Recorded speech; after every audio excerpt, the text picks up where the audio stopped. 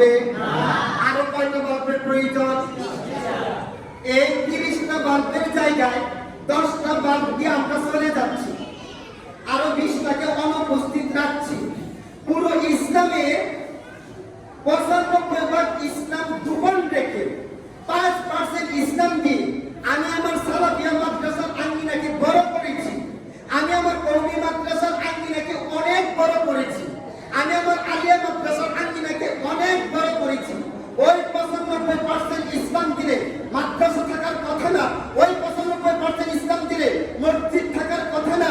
এতগুলি মসজিদ থাকার পরে, সালাফিয়া মাদ্রাসা থাকার পরে, কওমি মাদ্রাসা থাকার পরে এবং আলিয়া মাদ্রাসা থাকার পরে, মুফতি থাকার পরে, মুহাদ্দিস থাকার পরে, মুহাক্কিক থাকার পরে, শাইখ থাকার পরে, মসজিদ থাকার পরে, মসজিদ থাকার পরে এখনো কি করে এই বাংলাদেশের মাটিতে মানুষের বানানো আইন চলে, এই ভারতের মাটিতে মানুষের বানানো আইন চলে। বিশ্বের 200 মুসলিম যদি কোরআনকে ওইভাবে ধারণ করতো, হাদিসকে যদি ওইভাবে ধারণ করতো, আমেরিকার হোয়াইট হাউস প্রশান্ত মহাসাগরে গিয়ে ডুবে যেত। কথা কি ঠিক নয়? তেল মার্কা দাওয়াত দিয়ে আমরা খুব সুন্দর যুদ্ধ করছি, তেল মার্কা দাওয়াত দিয়ে কোটি কোটি টাকা অ্যাকাউন্টে জমা করছি, তেল মার্কা দাওয়াত দিয়ে তরুণদেরকে সভাপতি বানিয়ে আমি আমার কনফারেন্স চালাচ্ছি, তেল মার্কা দাওয়াত দিয়ে আমরা আমাদের অবস্থানকে মজবুত করছি, জাতিকে আমরা বিভ্রান্ত করছি। এর জবাব শাইখকেও দিতে হবে, মুহতারামকেও দিতে হবে। আল্লাহর দরবারে জবাব না দেওয়া পর্যন্ত আমার ইমাম হলেও মুক্ত পাবে। প্রিয় উপস্থিতি, আর 5-6 মিনিট কথা বলি। লক্ষ্য করুন, আমরা মানুষকে পুরো ইসলাম না দেওয়ার কারণে মানুষের মন মগজ কি হয়েছে জানে? একটা উদাহরণ হচ্ছে এমন, একটা সাধারণ লোক প্রতিদিন বাজার থেকে বাঘা মাছ আনতো, মনে করেন বড় বাস্কেটে বাঘা মাছ, তো বড় মাছের টুকরা আনা হতো বাড়িতে। ছেলে মেয়েরা জিজ্ঞেস করতো, বাবা এটা কি মাছ? বাবা এটা তো বড় মাছ। ও আচ্ছা,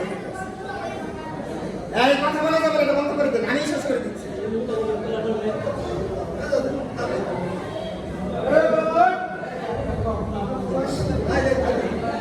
একদম চুপ, আল্লাহ তাই এই লোকটা পরিবর্তন করছে, স্বাচ্ছন্দ্য ফিরে আসছে। একদিন বাজার থেকে পুরো বলটা নিয়ে আসছে, পুরো বলটা আনার পরে এবার সন্তানটা জিজ্ঞেস করতেছে, আব্বু এটা কি মাছ? তখন বললো এটা বল মাছ। ছেলে মেয়েরা তো একদম তেলে বেগুনে চলে উঠছে, আব্বু তুমি আমাদের সাথে প্রতারণা করো, মিথ্যা বলো। না বাবা কি বললাম?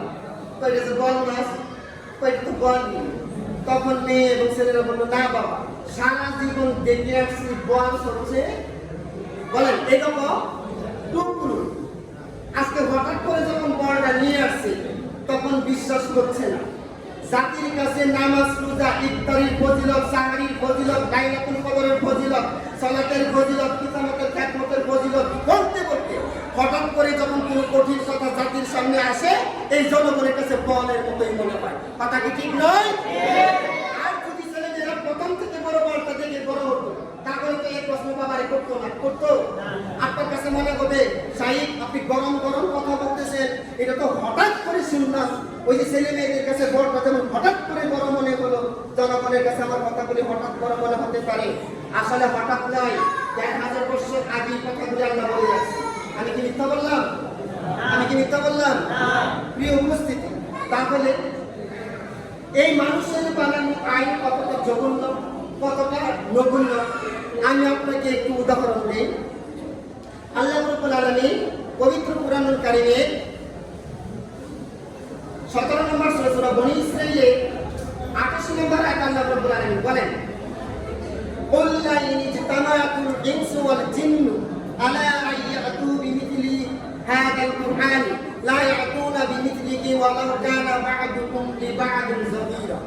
এই কুরআনের মতন আরেকটা আইন আনার জন্য যদি গোটা পৃথিবীর জিন এবং মানুষ চেষ্টা করে, উভয়ে উভয়কে সাহায্য করে, তারপরেও এর মতো আরেকটা আইন আনতে পারবে। শুধু তাই নয়, লুকমানের 27 নম্বর আয়াত আল্লাহ রাব্বুল আলামিন বলেন ওয়ালাউ আন্না মা ফিল আরদি মিন শাজারাতিন আকলামু ওয়াল বাহরু ইয়ামুদ্দুহু মিন বা'দিহি সাবআতু আবহুরিন মা নাফিদাত কালিমাতুল্লাহ। এই কুরআনের আইনের অনুরূপ একটা আইন যদি আনার জন্য যদি সাগরের পানি যদি কালি হয়ে যায়, গোটা পৃথিবীর বৃক্ষ যদি বনাম হয়ে যায়, এই যদি এর ব্যাখ্যা এক তাফসীর এক তাফসীর লেখা শুরু করে তার কোনো শেষ করতে, এর সাথে যদি আরো 7 আকাশের বৃক্ষ যোগ করা হয় জমিনে এবং 7 জমিনের পানি যদি যোগ করা হয় তারপরও সম্ভব। এই বিধান এত একটা চমৎকার বিধান, এই বিধানে সব কিছু রয়েছে। বনি ইসরাইলের 89 নম্বর আয়াতে আল্লাহ রাব্বুল আলামিন বলেন ওয়ালাকাদ সাররাফনা লিন-নাসি ফি হাযাল কুরআনি মিন কুল্লি মাতাল ফাআবা আকতারুন নাসি ইল্লা কুফুরা। পৃথিবীর মানুষের বোঝার জন্য যা যা বর্ণনা করা দরকার আমি সব বর্ণনা করে দিয়েছি, সব বর্ণনা। দুঃখের বিষয় হলো এই কোরআনে বলেছে চুরি করলে হাত কেটে দাও, আমরা আইনকে বাদ দিলাম। বলছে জিনা করলে পাথর মেরে উড়িয়ে দাও, বাদ দিলাম। যাকাত ভিত্তিক সমাজ ব্যবস্থা পরিচালনা করো, বাদ দিলাম। সমাজের আইন করো, বাদ দিলাম। এরপরে সন্ত্রাসের হাত পা কেটে দাও, বাদ দিলাম। এখন বাদ দেওয়ার কারণে কি হয়েছে? একটা উদাহরণ, একটা ফ্ল্যাটে আগুন লেগেছে, ফ্ল্যাটে ছিল সংকেত দেওয়ার মতো যন্ত্র। একজন মাইকম্যান এসে বলতেছে, হে এলাকাবাসী, কুলিয়াদির 5 তলা বিল্ডিং এ আগুন লেগেছে, তোমাদের যার হাতে যা আছে তা নিয়ে আগুন নিবানোর চেষ্টা করো, ঝাঁপিয়ে পড়ো। এই ঘোষণা শোনার সাথে সাথে পাশে ছিল একটা পাট করে না, পাট ফুলা ছিলেন তো, এই ফুল আগুনকে শুকাচ্ছে। তো এখন আগুন নিবানোর জন্য যার হাতে যা আছে তা নিয়ে ঝাঁপিয়ে পড়ো। এই বেচারা কি করছে, 10 আটি ফুলা নিয়ে এই বিল্ডিং এ দিচ্ছে। এর পাশেই ছিল একজন তেল বিক্রেতা, সে ডান চিন্তা না করে এক ডান তেল নিয়ে ডালছে। এর পাশেই ছিল একজন দর্জির দোকানদার, এই যে পরিতিক্ত কাপড়ের বস্তা আছে না, হ্যাঁ ডান বাম চিন্তা না করে দিছে এই 2 বস্তা। এর পাশেই ছিল একজন শ্রমিক, সে কাঠের গুঁড়ো আছে না, শুকনো কাঠের গুঁড়ো নিয়ে ডালছে 2 বস্তা। এর পাশেই ছিল লেপ বিক্রেতা, তুষক বিক্রেতা, সে কি করছে, একটা তুষক নিয়ে ডাইলা দিছে। আচ্ছা বলেন তো, এই 5 তলা বিল্ডিং এর আগুন নিভবে না বাড়বে? সবাই বলে নিভবে না বাড়বে? এই মানব জাতি চলার জন্য পার্লামেন্টে যে এমপি সিগারেট খায়, যে এমপি নামাজ জানে না, ওযু জানে না, গোসল জানে না, যেই মানুষগুলি কোরআনটা পড়তে পারে না, মানুষের সামনে বিসমিল্লাহির রহমানির রহিম বলতে পারে না, এই মানুষগুলি মানুষের জন্য বিধান তৈরি করে, হিন্দু বিধান তৈরি করে, নাস্তিক বিধান তৈরি করে, মুরতাদ বিধান তৈরি করে, বৌদ্ধ বিধান তৈরি করে, মেন্টালুক বিধান তৈরি করে, মমতাজ বিধান তৈরি করে, ঘুষখোর বিধান তৈরি করে, মদখোর বিধান তৈরি করে। আল্লাহ এই পৃথিবী কিভাবে চলবে এই দিক নির্দেশনা আদম আলাইহিস সালাম থেকে শুরু করে আমাদের নবী পর্যন্ত দিয়েছে। আর এই পৃথিবীর মানুষগুলি বলেছে আমরা বিধান তৈরি করব পার্লামেন্টে, আমরা বিধান তৈরি করব ইউনিয়নে, আমরা বিধান তৈরি করব নির্বাচনের মাধ্যমে। যার কারণে ওই বিল্ডিং এর আগুন যেমন নিভবে না বাড়বে, তাই মানব জাতির শান্তি বাড়বে না কমবে, সুখ বাড়বে না কমবে, অশান্তি বাড়বে এবং নিরাপত্তা বিঘ্নিত হবে। আজকে আমরা তার ভিতরে আছি, কথা কি ঠিক নয়? জাতিকে পলিথিন মার্কা দাওয়াত দাও প্রতিষ্ঠান টিকানোর জন্য, জাতিকে পলিথিন মার্কা দাওয়াত দাও ইমামতি টিকানোর জন্য। জাতির সাথে গাদ্দারি করার কারণে আল্লাহ আমাদেরকে আগে জাহান্নামে দিবে, জাতির সাথে প্রতারণা করার কারণে আলেম সমাজকে আল্লাহ জাহান্নাম উদ্বোধন করবে, শুধুমাত্র 99% মুখোশধারী আলেমের কারণে। কথা কি ঠিক নয়? জাতিকে আর কতকাল জাগো, ওঠো মুসলমান, কতকাল ঘুমে পড়ে রবে, কতকাল হেন পাবে, লাঠি গুতা আর জুতা খাবে, আপনার স্বার্থগুলি কবে বুঝে নেবে? জাগো, উঠো মুসলিম, হাত হাইদারি হাত, শহীদের দিনে সব লালে লাল হয়ে যান।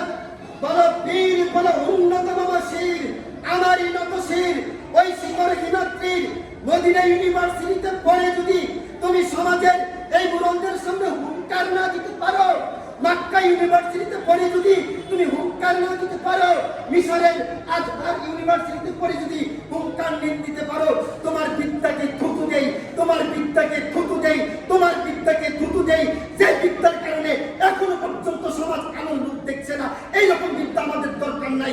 নতুন করে বিজ্ঞান হয়ে, নতুন করে শিক্ষিত হয়ে, নতুন করে জাতির মাঝে নতুন দাওয়াতের মাধ্যমে এই পৃথিবীর পরিবর্তন আনতে হবে। তবেই আজকের এই প্রোগ্রাম, আজকের এই সেমিনার সার্থক এবং সফল হবে। কথা বলে ঠিক কিনা?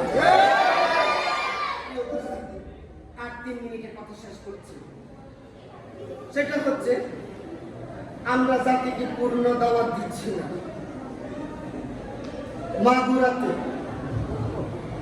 আসিয়াকে বাবা ছেলে মিলে কাজ করে শেষ করি, কি মজা লাগছে তাই না? মামুনুল হকের মতো একজন আলেম থাকবে, গণবী সাহেবের মতো একজন আলেম থাকবে, ওসামা সাহেবের মতো একজন আলেম থাকবে, আজহারের মতো একজন আলেম থাকবে, তারেক মনোয়ার সাহেবের মতো একজন আলেম থাকবে, আব্দুল্লাহ বিন আব্দুর রাজ্জাক ইউসুফ ওনার মতো একজন আলেম থাকবে, মতিউর রহমান খান মাদানির মতো একজন আলেম থাকবে, আমানুল্লাহ খান মাদানির মতো একজন আলেম থাকবে, শহীদুল্লাহ খান মাদানির মতো একজন আলেম থাকবে। কেন ডাইরেক্ট ডক্টর ইউনূসকে এই হুকুম জারি করা হলো না কেন? 1 ঘন্টার ভিতরে গোটা মাগুরা অবরোধ করা হবে। 1 ঘন্টার ভিতরে মাগুরাতে কোন গাড়ি ঢুকতে দেওয়া হবে না। মাগুরাতে আজান বন্ধ থাকবে, মাগুরাতে সড়ক বন্ধ থাকবে, মাগুরাতে সিয়ামের ইফতার বন্ধ থাকবে। যতক্ষণ না পর্যন্ত এই বদমাইশের, এই লুচ্ছার দৃষ্টান্তমূলক শাস্তি না হবে, ততদিন পর্যন্ত এটা অবরোধ থাকবে। ডক্টর ইউনূস যদি 10,000 সেনা পাঠাতো, 5,000 র্যাব পাঠাতো, 2,000 পুলিশ পাঠাতো, এই বিষয়টি কার্যকর হতো না। কিন্তু তা না করে একজন শিশু অহরহ দর্শিত হয়ে, লাঞ্ছিত হয়ে পৃথিবীর মাঠ থেকে চলে গিয়েছে। আমার দেশের সেনাবাহিনী ব্যর্থ, আমার দেশের পুলিশ বাহিনী ব্যর্থ, আমার দেশের মিডিয়া বাহিনী ব্যর্থ, আমার দেশের আলেম সমাজও ব্যর্থ। এই ব্যর্থতা নিয়ে আমরা দিন কাটাচ্ছি। কথা কি ঠিক নয়? মিডিয়ার যদি AK-47 ব্যবহার করতে পারে, পুলিশ যদি রাইফেল ব্যবহার করতে পারে, একজন আনসার সদস্য যদি রাইফেল ব্যবহার করতে পারে, হে আব্দুর রাজ্জাক বিন ইউসুফ, আমি সম্মানিত সাহেব, আপনি কেন AK-47 ব্যবহার করতে পারবেন না? এই সম্মানিত সাহেব মিজানুর রহমান আল আজহারি সাহেব, আপনি কেন AK-47 ব্যবহার করতে পারবেন না?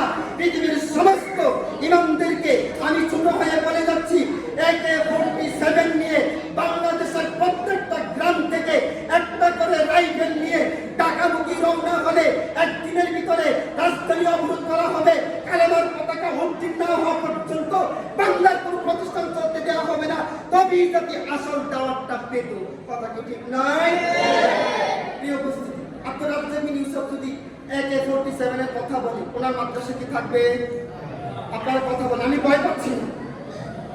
যদি তুমি চুপ থাকো তবেই তুমি বেশ, যদি তুমি মুখ খুলো তবেই তুমি, আবার স্লোগানটা শিখে নেন, যদি তুমি মুখ খুলো তবেই তুমি শেষ, যদি তুমি চুপ থাকো তবেই তুমি। আমি চুপ থাকলে আমি বেশ, ইমামতি করবো, কামাবো, রমজানে 2 লক্ষ টাকা নিয়ে বাড়িতে যাবো। আর যদি মুখ খুলতে যাই আমার জীবনটা কি হবে? মিজানুর রহমান আল আজহারি সাহেব যদি বলে বাংলার তরুণরা AK-47 কেনার সিদ্ধান্ত নাও, আগামী দিন আমরা তো মুখের ভাষায় লড়ছি, আগামী দিন অস্ত্রের ভাষায় লড়া হবে, উনি কি আর কোনো দেশে যেতে পারবে? আমির হামজা যদি এই কথা বলে, ওনার মাহফিল চলতে দিবে? আব্দুল্লাহ বিন আব্দুর রাজ্জাক যদি এই কথা বলে, আব্দুল্লাহ ভাই প্রোগ্রাম চলতে দিবে? যেই কথাটা জাতির সামনে দিলে মাহফিল কিংবা প্রতিষ্ঠান চলবে না, ওই কথাটা জাতির কাছে গোপন রেখে যেইগুলি বললে প্রত্যেক দিন মাহফিল চালু থাকবে, ওইটা দেওয়ার কারণে জাতি আর সঠিক সিদ্ধান্তে আসতেছে না। কথা কি ঠিক নয়? সবাই করে দেন আমাকে, যতদিন আমার দেহে প্রাণ থাকবে ততদিন আমি এই কথা বলবো। গোটা পৃথিবীর সেনাবাহিনী আমার দিকে রাইফেল তাক করে রাখে, এই কথাই বলবো। গোটা আমেরিকা যদি আমার দিকে চোখ রাখে, এই কথাই বলবো। গোটা রাশিয়া যদি আমার দিকে চোখ রাখে, এই কথাই বলবো। কারণ দাওয়াত দিতে হবে পূর্ণাঙ্গ, দাওয়াত দিতে হবে। আমরা কি পূর্ণাঙ্গ দাওয়াত নিয়ে এই পৃথিবীর বুকে খেলাফত ব্যবস্থা কায়েম করতে চাই? আমরা কি পলিথিন মার্কা দাওয়াত দিব না পূর্ণ দাওয়াত দিব? আমরা কি জাতির উদ্দেশ্যে মুখ খুলবো নাকি মুখে কষ্টিপ লাগিয়ে রাখবো? আগামীর দিন লড়াই হবে, তগুতকে চিহ্নিত করতে হবে এবং মুক্তারকে চিহ্নিত করতে হবে। একটা উদাহরণ দিয়ে আমি শেষ করছি। নির্বাচন পদ্ধতি হারাম এবং কুফরি, নির্বাচন পদ্ধতি শিরক এবং কুফরি। যারা এই নির্বাচনের সাথে জড়িত থাকবে তাদের ঈমান থাকবে না। যারাই নির্বাচনের সাথে জড়িত থাকবে তাদের ঈমান আমল কিছুই আল্লাহর দরবারে গ্রহণীয় হবে না। প্রয়োজনে 10 জন ছেলে রেডি রাখুন মাগরিবের পরে আমার গলায় ছুরি চালাবার জন্য। আর না হয় সালাফিয়া মাদ্রাসা কনফারেন্সে ডাক দেন, আমি একাই জাতির সামনে হাজির হব। এই কথা প্রমাণ না করা পর্যন্ত আব্দুল্লাহ ভাই মাদ্রাসাটা আমি ছাড়ব না। আমি আবার বলে দিচ্ছি, যারা নির্বাচনের সাথে জড়িত থাকবে, গণতন্ত্রের সাথে জড়িত থাকবে, এই রকম কুফরি মতবাদের সাথে জড়িত থাকবে, তাদের ঈমান নাই, তাদের ঈমান নাই, তাদের ঈমান নাই। উদাহরণটা নেন, শেষ করছি। উদাহরণ, একটা এমএ পাসের বুক আর একটা মেথরের বুক, দুটোর মধ্যে কি সমান পার্থক্য নাকি পার্থক্য নাই? কোনো পার্থক্য? একজন এমবিবিএস ডাক্তারের বুক আর একজন গাঁজাখুরের বুক, পার্থক্য আছে? পার্থক্য আছে। গণতন্ত্রে মেধার মূল্যায়ন হয় না, মাথার মূল্যায়ন হয়। আর ইসলামে মেধার মূল্যায়ন হয়, মাথার মূল্যায়ন হয় না। মনে করেন 10 জন এমবিবিএস একটা চেয়ারম্যানকে ভোট দিল 10টা, আর 10টা গাঁজাখুর, 11টা গাঁজাখুর একজনকে ভোট দিল 11টা, চেয়ারম্যান কে হবে? 11টা গাঁজাখুরে একটা চেয়ারম্যানকে ভোট দিল 11টা, আর 10 জন এমবিবিএস ডাক্তারে ভোট দিল একজনকে, চেয়ারম্যান কে হবে? গাঁজাখুর যাকে চেয়ারম্যান বানাইছে। মনে করেন রূপগঞ্জ ইউনিয়নের চেয়ারম্যান গাঁজাখুরের ভোটে হলো। এই রূপগঞ্জ ইউনিয়নের মুফতি, ইমাম, ভার্সিটি চ্যান্সেলর, হাই স্কুলের টিচার, কলেজের প্রফেসর সব গাঁজাখুরের সিদ্ধান্তে চলা লাগবে। কথা কি ঠিক নয়? এটা কখনোই কোরআন সাপোর্ট করে না, এটা হাদিস কখনো সাপোর্ট করে না। আমরা জাতির কাছে পরিষ্কারভাবে এই কথা এই জন্য বলছি না, আমার মাদ্রাসা সরকার ধ্বংস করে দিবে, আমার 10 তলা মসজিদের ইমামতি এক বাহিনী আমাকে গুম করবে, আমাকে নতুন করে আইনা করে নিবে। তাই জাতির কাছে কথা গোপন রাখার কারণে জাতির কোনো সুশৃঙ্খল পয়েন্ট আসতেছে না। আগামীর দিন জাতির কাছে পরিষ্কার দাওয়াত দেওয়া হবে, তারাই পরিষ্কার দাওয়াত দিতে পারবে, তারাই জাতির কান্ডারি, তারাই জাতির আসল শাহী। কথা কি ঠিক নয়? আমি বুঝাতে পারি নাই। আল্লাহ কোনদিন দেখা করে দিলে ইনশাআল্লাহ আপনাদের সাথে প্রকাশ্যে পূর্ণাঙ্গ দাওয়াত নিয়ে কথা হবে। আল্লাহ আমাদেরকে সঠিক ইসলাম মেনে জান্নাতের অধিবাসী হওয়ার তৌফিক দান করুন বলে আমিন। এই ইফতার পার্টিকে আল্লাহ রাব্বুল আলামিন জান্নাতের জন্য এই কুমরানি কুলিয়াদিবাসীকে আল্লাহ কবুল করুন বলে আমিন। والعلم عند الله عليك توكلت وإليك أنيب سبحانك اللهم وبحمدك أشهد أن لا إله إلا أنت أستغفرك وأتوب إليك. السلام عليكم ورحمة الله وبركاته.